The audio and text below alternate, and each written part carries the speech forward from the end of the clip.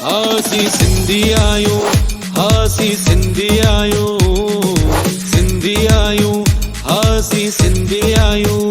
रामदास अपनी पत्नी मीरा के साथ रहता था। रामदास मछलियाँ बेचने का काम करता था।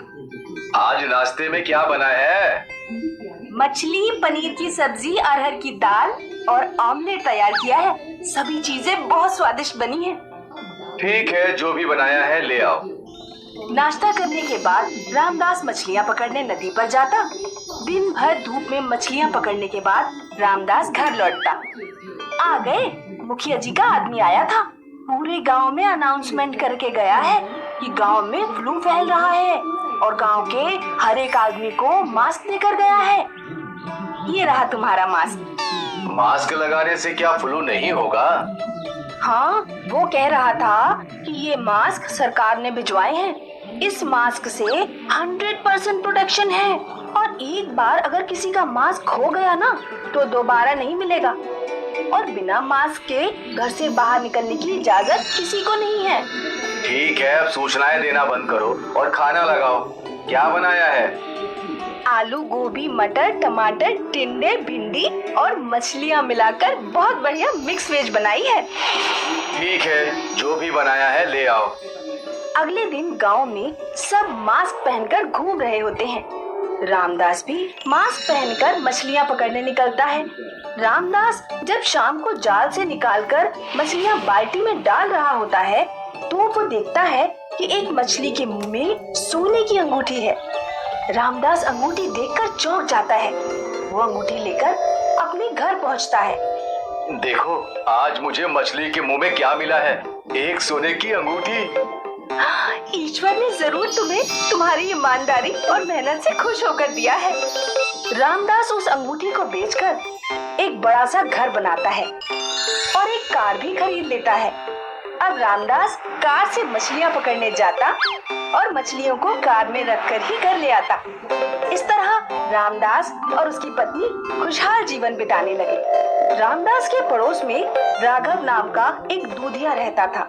राघव रामदास से बहुत जलता था। रामदास ने तो मछलियों का व्यापार करके महल खड़ा कर लिया और मैं अभी झोपड़ी में ही पड़ा हूँ।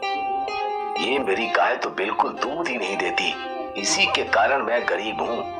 लेकिन रामदास को गरीब बनाने का एक उपाय है। गांव में फ्लू फैला हुआ है, अगर मैं उसका मास्क चुरा लूं तो रामदास घर से बाहर ही नहीं जा पाएगा।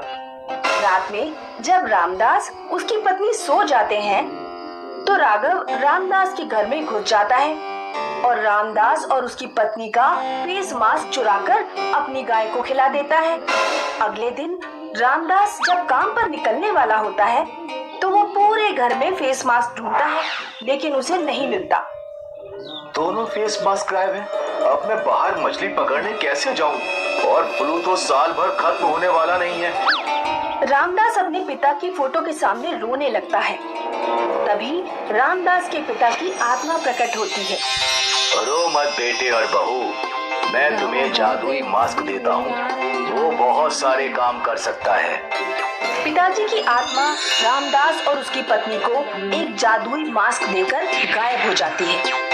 रामदास की पत्नी जैसे ही जादुई मास्क पहनती है उसकी सूंघने की शक्ति एकदम से बढ़ जाती है। तुम्हारे कपड़ों में से लेडीज परफ्यूम की महक क्यों आ रही है? अरे बाजार में मछलियाँ बेचने जाता हूँ तो बहुत सारी औरतें भी मछलियाँ खरीदने आती हैं। थोड़ी दूर से मछलियाँ बेचा करो उन्हें। अगले दिन जब जादुई मास्क पहनकर रामदास नदी किनारे जाता है तो वो अपनी सूंघने की शक्ति से पहचान लेता है कि नदी में मछलियाँ किस जगह पर हैं। जादुई मास्क की वजह से रामदास पहले से दोगुनी मछलियाँ पकड़ पाता। अब हम अपनी कंपनी खोलेंगे और मछलियाँ निर्यात करना शुरू करेंगे। जादुई मास्क की वजह से रामदास का धंधा दोगुना हो गया। एक दिन रामदास और उसकी पत्नी जादुई मास्क के बारे में बातें कर रहे थे।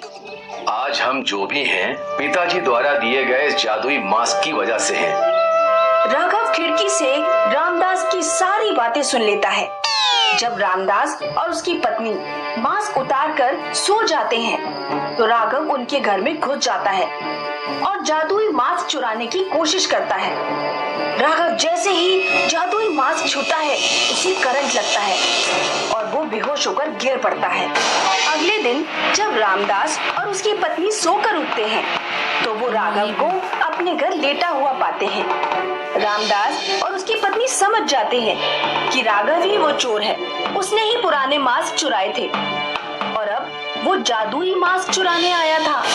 रामदास राघव को पुलिस के हवाले कर देता है।